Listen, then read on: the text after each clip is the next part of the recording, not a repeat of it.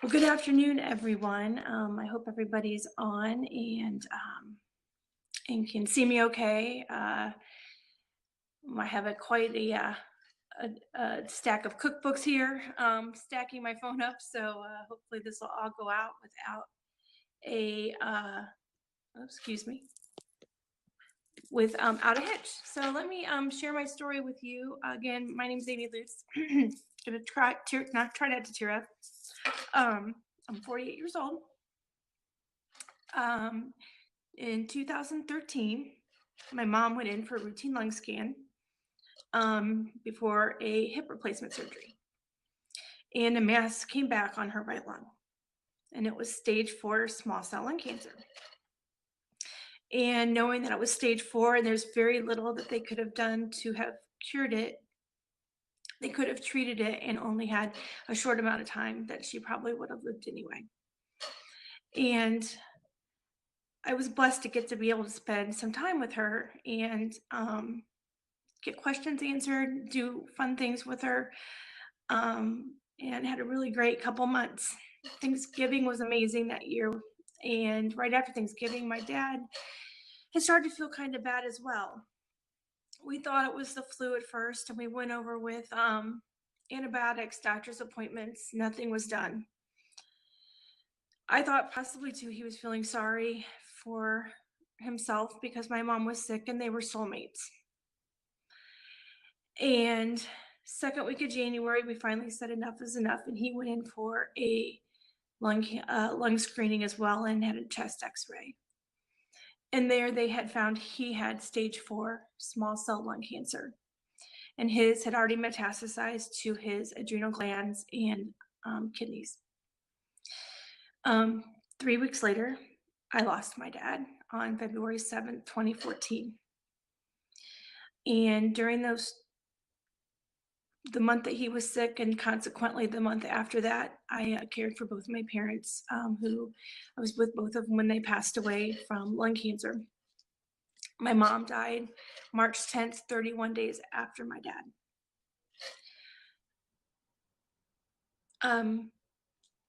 So to go back, it was a very obviously emotional time. One of the biggest questions I remember having to ask my mom is, knowing that they were both going to die in a very short amount of time, is, do you want to have a joint funeral? As they were pre-planners, they planned everything, and they'd planned their funerals, and had to ask that hard question of, you're going to pass away soon too, what do you want to do? And ultimately, like I tell everybody, we did everything the way they wanted it done, but they did it together. And so not only did they almost pass away together, we had a joint funeral together. And my dad, being a woodworker, made his own urns for their remains. And one was a chess piece. They both were chess pieces, and he was the king and she was the queen. And why I share my story with you today is I want to get active, or I am active in the American Lung Association and in Lung Force, because I want people to understand that lung cancer is the #1 cancer killer of women. Not breast, not ovarian, and not cervical. You can combine all those and they still will not kill as many people as lung cancer. I'm very adamant too about early detection. One thing about lung cancer is when it is found in stage 4, like I said, it is treatable but not curable, and the percentage rate of survival goes down exponentially. And I have, now that I have learned that both my parents have passed away from lung cancer, and actually my aunt last year passed away from lung cancer. So knowing this is maybe a genetic thing with me, I go now for lung cancer screenings every year, because if I do test positive, God forbid, for any type of tumor or lung cancer, I want to have a success rate of survival, and early detection is going to help me do that.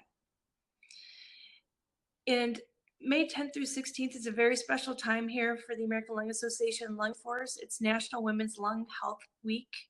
And this is why we are speaking and getting this conversation going about lung cancer in women. It's our responsibility to bring the reality of this deadly disease and the need for early detection. And I hope that, everybody has a loved one. And I know so many people have said the first thing they say is, I know somebody who died from lung cancer.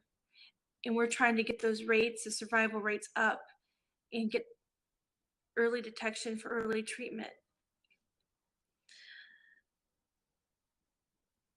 Most people don't know that anybody can get lung cancer. And while both my parents were smokers for their life, they lived with that stigma of lung cancer and smoking. And my mom lived with what I call guilt. She said at the beginning she did not want to do any treatment. And the reason why was because she felt she had done this to herself. And we'd had conversations even as kids that if they would ever pass away from a smoking related disease, they didn't want to try to cure it or help it because they knew it was from smoking. And that stigma is unacceptable. People don't ask to get lung cancer. People don't want to die from lung cancer. I joined the American Lung Association's Lung Force Initiative to take a stand against lung cancer, but I also want you to join me this May as we turn the entire country turquoise. And turquoise is because of the air we breathe. It's blue. It's air and water. So that's why we're going to turn. And actually, tomorrow is our last day for the Lung Force National Women's Health Lung Health Month. Tomorrow, so I encourage you to wear your turquoise. A couple of facts I want to share with you. Excuse me while I look down at a paper. Nervous, and sometimes you don't always get the information you want to get out. But lung cancer kills 426 people a day. That is approximately 18 deaths an hour. And it's nearly a quarter million Americans will be diagnosed with lung cancer this year. And I know we all know someone who has passed away from lung cancer. While smoking, yes, is the main cause of lung death and disease, actually radon in your home is an easy way, or you can test for that, and it's an easy detection. And that is actually the second cancer effect for lung cancer. Only 18% of lung cancer cases among women are diagnosed early. And again, that's why I say I'm big on early detection. I'm big on whether it's a chest x-ray or a low-dose CT scan, which they're saying now is probably the standard of care for early diagnosis and detection. And if we're getting those earlier, we can get treated earlier and we can have a higher survival rate. And I'm really, really hoping that that is something that you're getting. And, and one thing, talking with lung cancer survivors, when I got to go to Washington a couple weeks ago and speak to our lawmakers about the Affordable Health Care Act, obviously pre-existing conditions, and also the funding for the National Institute of Health, is these lung cancer survivors had to advocate for themselves. And I really want you to push your primary care provider to get early screening. A lot of these people knew something was wrong. A cold wouldn't go away. They couldn't stop coughing. Again, like my father, put them on antibiotics and they never got better. And it wasn't until it was too late and spread throughout their body that they found out that they did have cancer. And so that's one thing that the American Lung Force, or the Lung Force Initiative, is trying to do, is let's get early cancer detection. If anybody has any questions, please go to the foundation's website. Oh, excuse me, I'm sorry. Sorry, sharing your story has been so helpful. Thank you. I'm sorry, I'm reading comments right now. On the foundation's website, is there information on how to get screenings or a list of resources? Yes, and there is. And the American Lung Association is one of your best tools. I have right here a lung cancer helpline. Registered nurses, respiratory therapists, and counselors will provide free lung cancer counseling and support. that number is 1-844-ALA dash lung, LUNG. Um, also, uh, there's go to lung.org, and you can go to community, or you can go to helpline. There are resources there. And you can also contact your local chapter in your state, and they have local resources that can help as well. And so I'm going to answer, hopefully Happy Life, I answered that question for you. I pushed through my provider, and she actually wrote my script to say that she possibly thought I had lung cancer so I could get my early cancer screening. Otherwise, I'm not necessarily sure. In my personal area, there's a hospital that does them for $49 for the lung cancer screenings. When I called about that, I had to be 55 and over and be a smoker. Of course, I'm 48 and I'm a non-smoker. So I did not qualify, which is one reason why you have to advocate for yourself. I'm going to go to Lisa CC. Hi, thanks for joining me. She writes, how did you cope with the stress of being a caregiver to your parents? You know what? I took it as a blessing because I wanted to be there and help them. I wanted to be the person that they relied on, that they could count on. I will tell you one thing that helped quite a bit, is that I depended on my parents' friends, and if they had friends from their church or their community, next door neighbors, if they could stay with them for an hour, hour and a half, and I actually would just go get lunch by myself. And that really just helped me clear my mind and help me refresh, and I could go back to being emotionally there for both of them. And I see Happy Life or early. Oh, Lisa, and I hope I answered that question for you. Our early screenings covered by most insurances. Thanks so much for this. You're so welcome. Obviously you're going to have to ask your provider. Like I said, I had my physician who stands behind me wrote a script saying that that it was a possibly I had lung cancer as getting screened. And sorry, my grandfather clock is going off right now.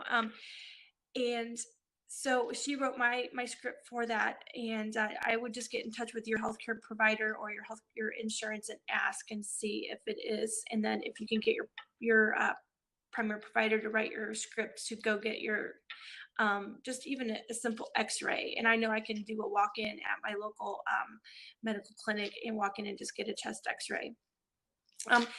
You can, we would love to obviously have donations and support. The American Lung Association donates so much money to obviously lung cancer research and in healthy air. So you can go to www.lungforce.org and donate.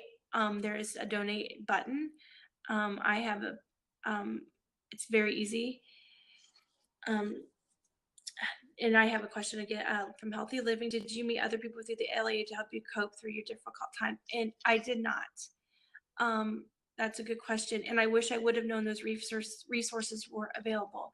I was lucky that my parents lived in a community that had a cancer outreach center that provided both wigs, Ensure protein drinks, and actually some counseling, massage therapy. And we had an awesome hospice nurse who really walked us through kind of the journey as well. And I would really, if you are caring for someone with lung cancer, and you are in a hospice situation where both my parents were in their own personal home, they were in a facility for hospice, both passed away at home. My hospice nurse really walked me through the journey. And I actually personally wanted to be there for their journey. I felt it was important for me to, as a daughter, to give that to them. And everybody has their own way of dealing with sickness. And death. And some people, I personally was more hands-on, and I appreciated that. I appreciated spending that quality time with my parents. And, I know other people, it's harder for them. Um, Going back to the American Lung Association, I met the American Lung Association actually at a gala. Somebody sitting next to me was with the ALA. And I said, "Oh my gosh, I had a story I want to tell you about my parents." And I said, "I want to speak. I want to get the word out. I want people to understand that this is a devastating disease. Everybody is affected, and we need to obviously, and I know I've preached this a lot on this podcast, is early detection. And I really hope that you guys can find that. I also hope that I'm here for you. If you need to, I don't know if you can reply to my personal page or anything on the Zubia app, but if you have questions about caregiving for your lung cancer patient, I'm here. I don't have all the answers. I can only tell you what my story and my journey was like. I know that I am glad I was there for them, and I was with them. And I guess I'll open it up to any more questions if anybody has it. I guess I've been talking for quite a while, and I really appreciate everybody tuning in. And again, I hope that if you do have someone with lung cancer or yourself, please go to either the American Lung Association, which is the American Lung Association.org, ALA.org, or lungforce.org. And there are websites or resources on there about and outreach programs, and they actually can coordinate care as far as getting people to and from appointments. Obviously, that would be in your community. And please get involved with lungforce.org. Go to a Lung Force Expo if you have one in your area. If you're a caregiver, it's both for physicians, caregivers, and patients with resources there. Everything from hospice care to ancillary services, people that can give you information about obviously transportation, nutrition, things like that. So look on your American Lung Force page for the Lung Force Expo in your area. That's a very good resource for everybody. So I just want to say thank you so much for joining me today. Sorry, I don't know if that flashed up. And I'm here, and hopefully we can all connect again soon. And if you need to contact me, please don't hesitate to. So for now, I'd like to say thank you for listening, and we will see you soon.